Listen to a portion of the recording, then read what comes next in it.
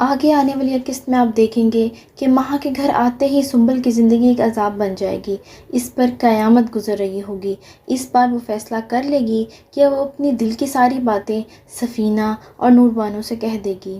وہ سفینہ سے کہے گی، بھابھی میرے لیے یہاں پر رہنا بہت مشکل ہو گیا ہے، ایک پل بھی سانس لینا مشکل ہے، میں یہاں سے جانا چاہتی ہوں، کھلی فضا میں سانس لینا چاہتی ہوں، مجھے یہاں پر رہنے کا کیا فائدہ، یہاں پہ مجھے صرف اور صرف نوکرانی بن کر رہنا پڑ رہا ہے، یہاں پر کسی کو میری ضرورت نہیں ہے۔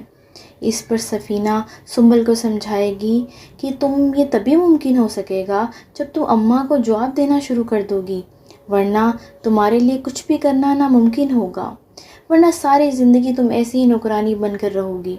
نور بانو بھی سنبل کو کہے گی، کیا آپ آنٹی کے سامنے اپنا فیصلہ رکھ سکتی ہیں کہ مہا کا کوئی بھی کام آپ نہیں کریں گی؟ دوسری طرف آپ دیکھیں گے کہ سفیر کمرے میں بیٹھے لیپ ٹاپ پر کام کر رہا ہوتا ہے، ساتھ ہی مہا بھی بیٹھی ہوئی ہوتی ہے۔ اوپر سے نور جہاں وہاں پر آ جاتی ہے، اور جب وہ دیکھتی ہے کہ مہا ایک لگژری لائف گزار رہی ہے تو وہ مہا کو کہتی ہے، کبھی تم بھی کچھ کام کر لیا کرو، اچھا ہے تمہارے لیے، چل پھر لیا کرو۔ لیکن یہ بات مہا کو برداشت نہیں ہوتی، اور سفیر سے وہ یہ کہتی ہے کہ میں نے تم سے پہلے بھی کہا تھا اور اب بھی کہہ رہی ہوں، تم اپنی ماں سے بات کرو کہ سنبل کو طلاق دے، اور اگر انہوں نے انکار کیا تو میں گھر چھوڑ کر چلی جاؤں گی۔ جس پر سفیر بہت پریشان ہو جاتا ہے، کیونکہ اسے یہی ڈر ہے، کیونکہ اگر مہا گھر چھوڑ کے چلی گئی تو اس کی ماں کی خوشیاں ختم ہو جائیں گی۔ آگے آنے والی قسط میں آپ دیکھیں گے کہ سفیر سنبل سے کہے گا، تم نے مہا کے کام کرنا کیوں چھوڑ دیے ہیں؟ تمہیں نہیں معلوم اس بات پر تم اس گھر سے نکالی جا سکتی ہو؟ سنبل کہے گی، کیا آپ جو کر رہے ہیں وہ میرے ساتھ ٹھیک کر رہے ہیں؟ میرے اوپر سوتن اور اس کا بیٹا لے کر آ گئے ہیں۔ اگر آپ نے میرا چینل ابھی تک سبسکرائب نہیں کیا تو اس کو برائے مہربانی سبسکرائب کر لیں۔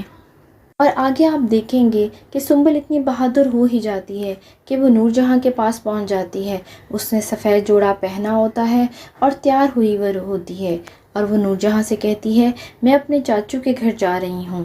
اوپر سے نور بانو اور سفینہ اسے دیکھ رہی ہوتی ہیں، اور سنبل کہتی ہے، میں یہاں پہ کوئی کام نہیں کروں گی، میں یہاں نہیں رہ سکتی۔